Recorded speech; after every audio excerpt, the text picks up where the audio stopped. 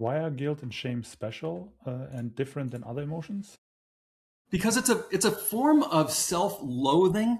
It's a form of self-punishment. Guilt, if you think about it, has what I call no off-ramp.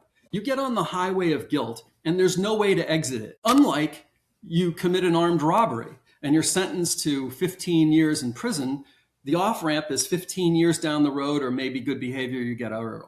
There's an off-ramp. There's no off-ramp for guilt. And guilt really is self-punishment, because guilt is about the person who feels the guilt. It's not really about the people that they harmed. The focus becomes on them is what I mean. You see, the awful feeling that they have inside. And they are a person who has been unable to forgive themselves, because forgiveness is the way out of guilt. That's your off-ramp. But they don't perceive that. And so it just stays with you. And that's one of the reasons it can stay with you from a past lifetime. And there's a kind of negotiation in these cases. Sometimes I've referred to myself as a spiritual lawyer, because I have to present evidence to the soul or the spirit of the client in a way before the soul of the spirit or client is willing to step out of the guilt. Because think of how long they've been in it. You can't just say, oh, you feel guilty, step out of the guilt. It doesn't work.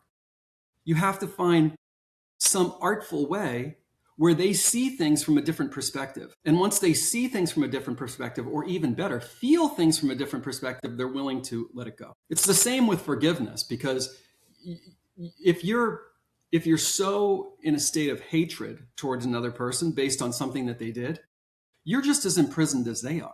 And your only way out of that prison is to forgive them. But if you keep looking at it through the framework from which you've looked at it, where you're the victim, they're the perpetrator, you're not going to get out of it. You have to shift the framework a little bit, the perspective from which they see it. So in that case, it might be, I'm working with a client, they're in a state of hatred, let's say toward their ex-wife because of what she did to them. Okay, so I know that I have to expand the framework in order to understand this better. I need to understand the spiritual relationship between this client and his ex-wife. In other words, did he fuck her over in a past lifetime? Did he do the same thing to her in a past life? And he's dealing with karma now. Because if that's true, and I'm not saying it isn't always, but if it is true, then, and he understands that, wouldn't that now put him in a state of humility? Like, there but for the grace of God go I? And wouldn't it be easier for me to forgive in that case? Or if I understood that if I don't forgive, we're just going to keep ping-ponging lifetime to lifetime.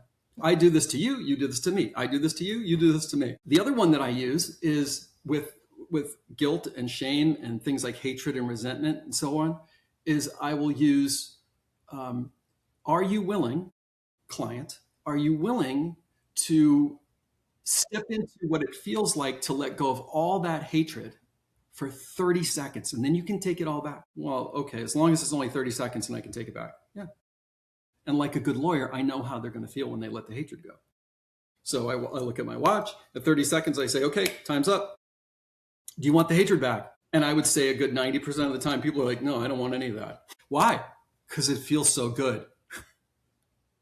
You know, you carry around something nasty long enough, it starts to feel, it becomes your normal. But when you're freed of it, it's like, whoa, this is amazing.